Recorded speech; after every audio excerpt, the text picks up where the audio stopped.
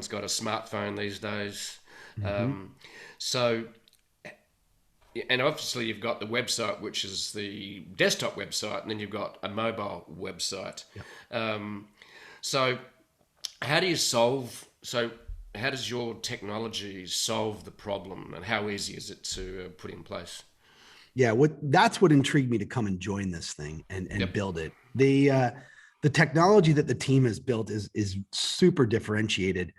I have always had in my past what I would say is like good tech, but a great sales team, and maybe any sales leader would say that, right? I mean, it's tech was okay, but the sales team, man, they kicked ass. But in this case, we have tech that is incredible. Basically, it's a single line of JavaScript that sits at the header of the web page, and it behaviorally analyzes all of the execution of code that happens on the web page.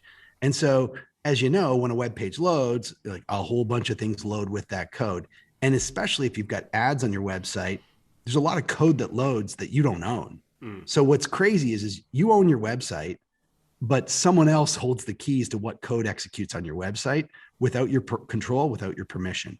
And so what we do is we're analyzing the execution of all that code. Different than any other solution, we actually let the bad actors buy on your website.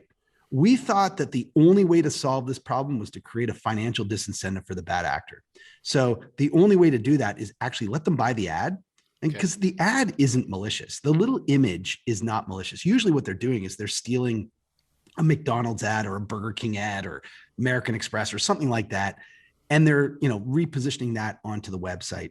It's the malicious JavaScript that is unpacking that gets delivered with that ad that is the bad thing. And so what we do is we chop the malicious stuff off. We let the bad ad render because the bad ad is just an image. Nothing wrong with that. We prevent the malicious stuff from executing. And in doing so, you never land on one of those pages that says, hey, Jeff, come and take this survey. You're a cable company customer of this ISP or whatever, or, hey, we think you might want to win this prize. Click here and give us your personally identifiable information. Those are all of the motives behind this sort of stuff. Because it never lands on that page, the bad actor never gets any engagement. And so we, in this business, talk about the bad actors. The bad actors are the most sophisticated performance media buyers on the planet. They know how to buy an ad for 20 cents for 1,000 ads. And instead of getting a 0.5% click-through rate, like a normal advertiser, they know how to trigger that to get a 100% click-through rate. And so in the case where sites are protected by us, they never get that click-through rate. It never takes you through to that landing page that they're trying to get you to go to. Therefore, they get no engagement. And so performance advertisers who get no engagement on a site, what do? Well, they actually blocklist your site.